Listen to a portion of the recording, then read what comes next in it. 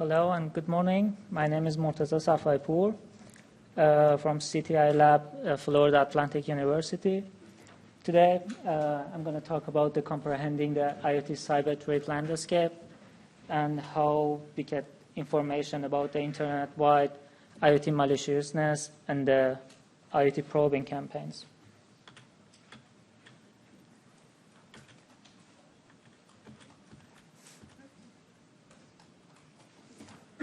So we heard a lot about the Internet of Things.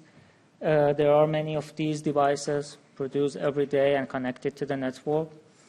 We expect by 2025 more than 75 billion of these devices connected to the network.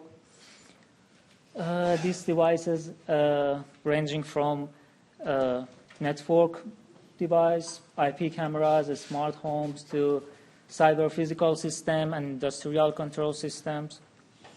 And usually people connect these devices directly to the internet, or these devices using some protocols like port forwarding and expose it to the public network. It's kind of interesting to mention that if you have a brand new device and connect it to the network, it's take about a few seconds to a few minutes to get infected by one of the IoT malwares. So, and there are some problems related to these devices. Most of them coming because the manufacturers don't take into account the security considerations, or they want to cut the budget or meet the deadline. So, and also maybe these devices have a limited resources. So there is no security module on these devices, or the main problem is the weak update mechanism or patch mechanism. Also, these devices deployed widespread all around the world in different kind of networks. We don't have access to many of these devices, and security of one of these devices may affect the security of other parts of the internet. These devices have heterogeneous nature, various vendors, firmwares, hardwares, so we cannot give one solution for all of them. And we have a serious lack of IoT-centric empirical data to analyze and get more insights about these devices.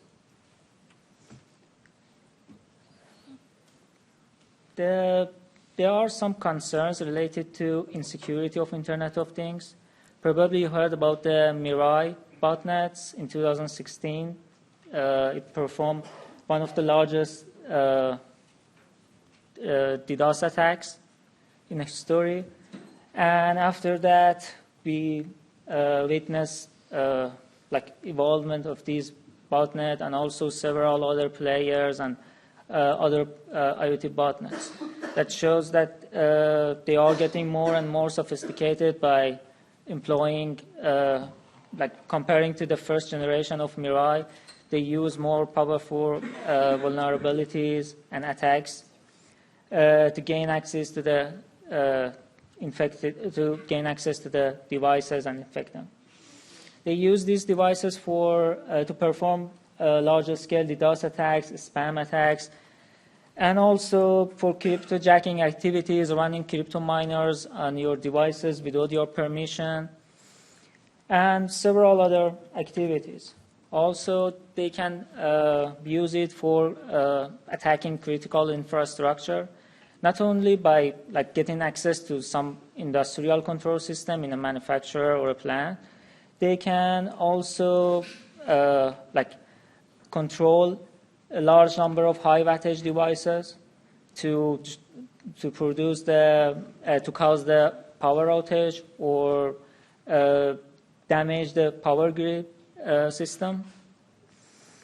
They can be used as an entry point to some other parts of the networks, because network and administrators, then they don't pay attention to these devices, and because of the, as mentioned, the lack of update and patch mechanisms to patch these vulnerabilities.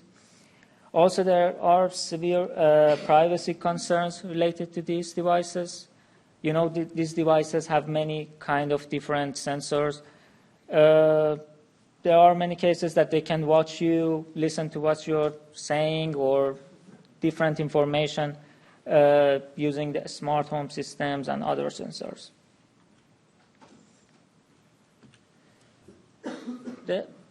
But the objective and the goal for this research was to have an internet-wide view of IoT maliciousness.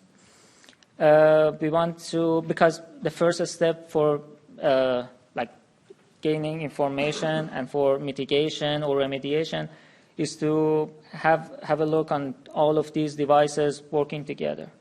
And as a next step, we want to like find the campaigns of these devices working together to, based on the network traffic, to find the campaign of these devices.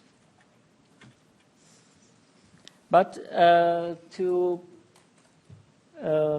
like achieve these goals, we need to we have some challenges in front of us. First is data gathering.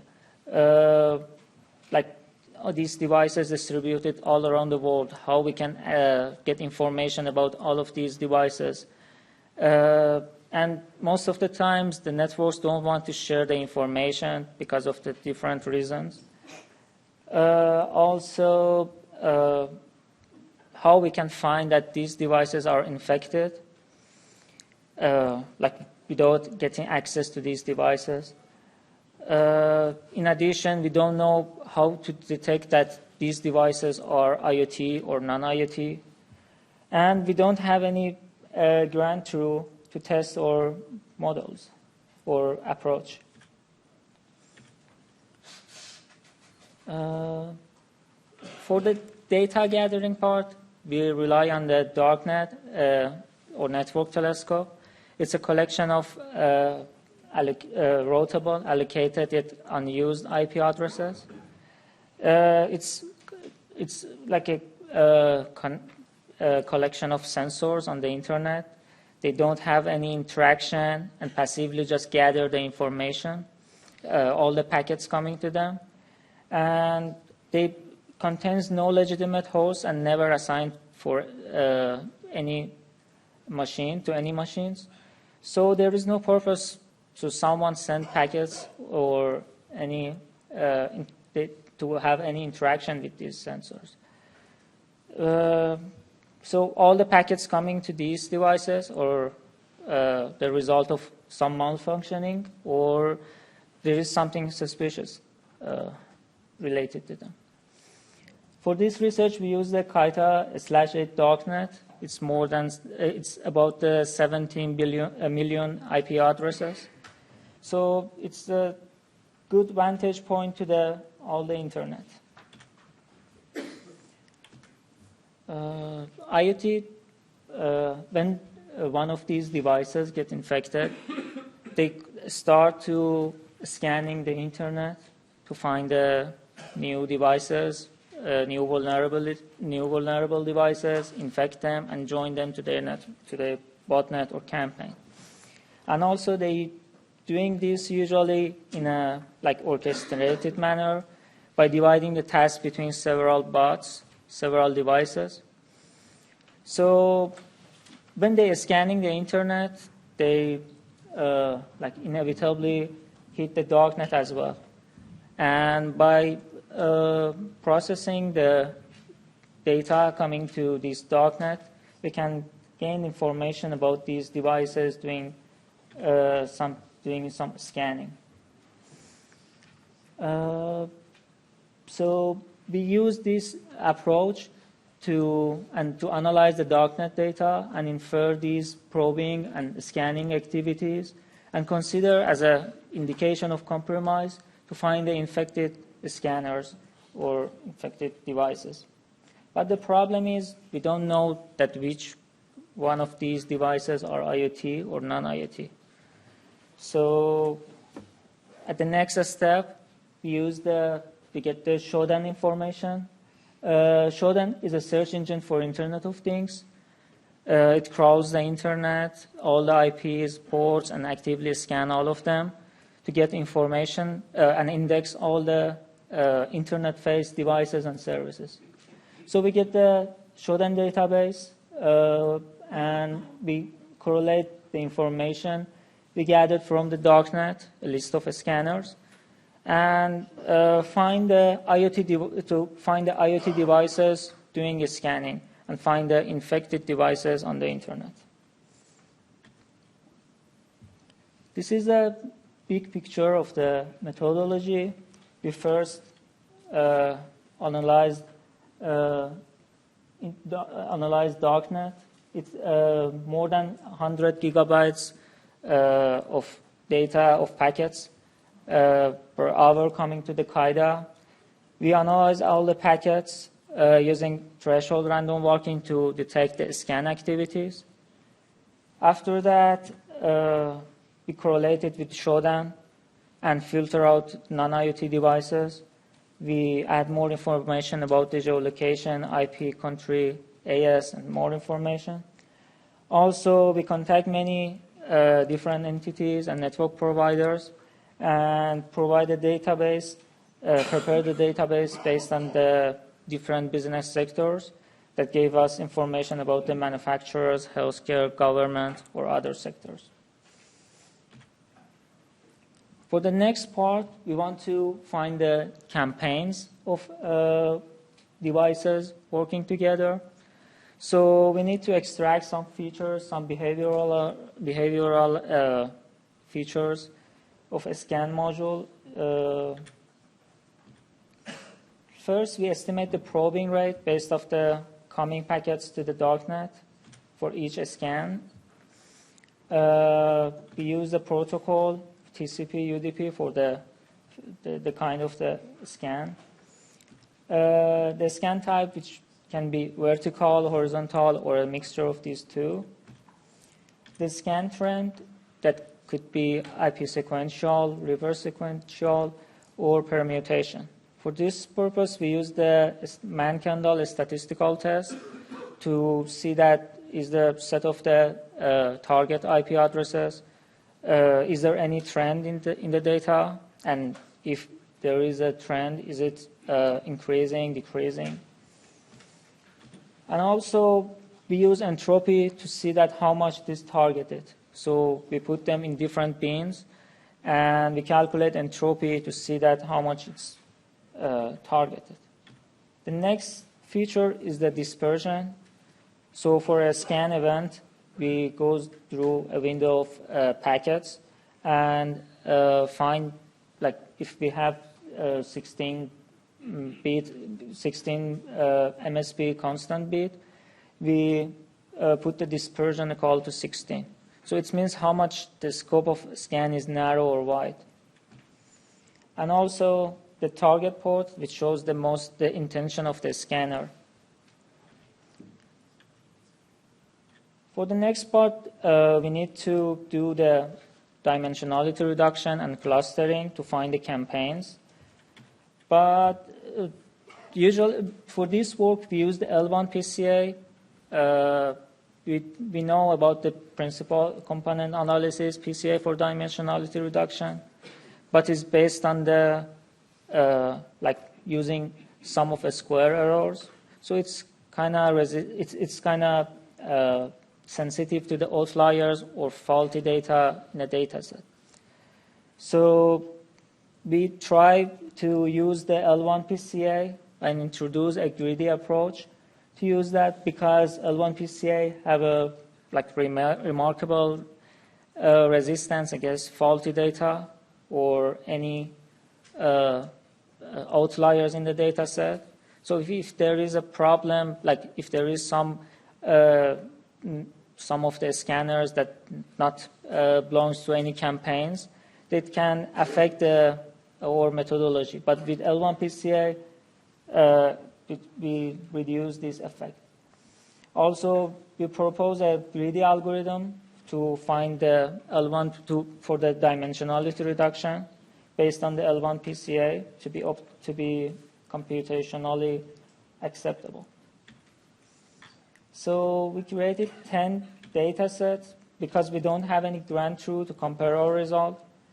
So we mixed some information, like we know about the orchestrating probing campaign in 2012. So we get it's from the Sality botnet. We get the information from that. We mix that with new information and with the features from the new data in 2018, hitting the same darknet, and also other scan activities as a noise to compare or effectively how much or result or features and our methodology is effective. So we compared the L1 PCA and L2 PCA, and we showed that the L1 PCA is have more accuracy. It's give us more resistance against the faulty data or any outliers in the data set. So when we have this methodology we employed on the real data, it's we use it on the 10 hours of darknet data. It's more than 1 terabyte of darknet. And we detect about 130,000 infected IoT devices that actively scan the internet to find the new devices. And they are widespread over all the countries and many ISPs. But we was more interested to see the business sectors that host these infected devices. We expect to see many of these devices from internet service providers because most of these devices belongs to consumer users. But we see many existence of many of these infected devices in the government, manufacturer, and healthcare. That's really alarming to us. Also, we send automatic emails after inferring these infected devices in real time to alarm about these infections and inform the network providers about this. This is the most known devices, manufacturer of devices that get infected. As you can see, most of them are network devices like Microtech or IP cameras or environmental sensors. But we see some other devices like time attendance and parking related devices as well. So using this methodology, we find more than 140 large IoT probing campaigns. There are several interesting campaigns between them, like the campaign 2 that's distributed all around the world, trying to find the telnet, open telnet services. Also in campaign 6 that trying to scan to find the crypto miners on the internet. There is 2 campaigns that trying to attack the ADB or Android devices, Android debug breach, and campaign number 8 is scanning with really low rate to trying to hide from not detected. And a main campaign with more than 50,000 devices that scanning for port 23 or telnet port. This is the more information about these campaigns. You see that many of these manufacturers have infected different kind of devices and also different hosting sectors. Between of them are finance and governments as well. When we explored all of these campaigns, we realized that we noticed some other activities, some campaigns that trying to scan for open resolvers that can be used for amplification attacks.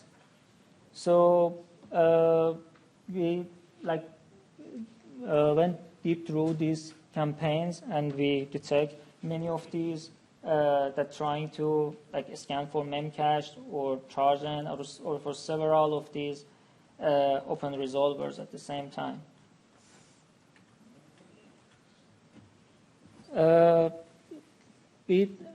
During this work, we provide a methodology to find and to have a look toward internet-wide IoT maliciousness using the network telescope or darknet.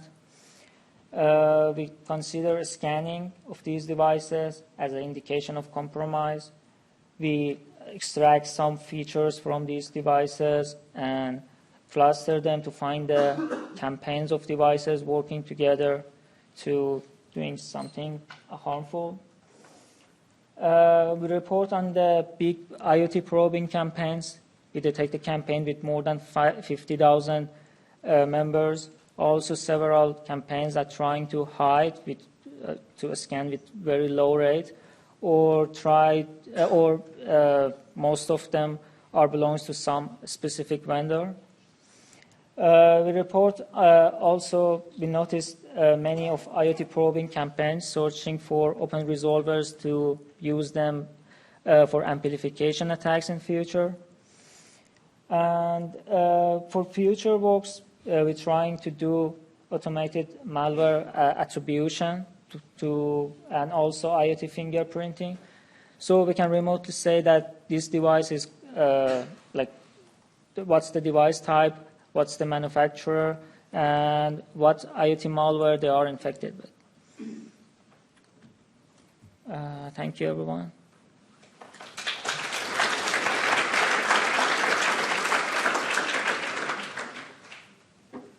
Thanks. Do we have any questions?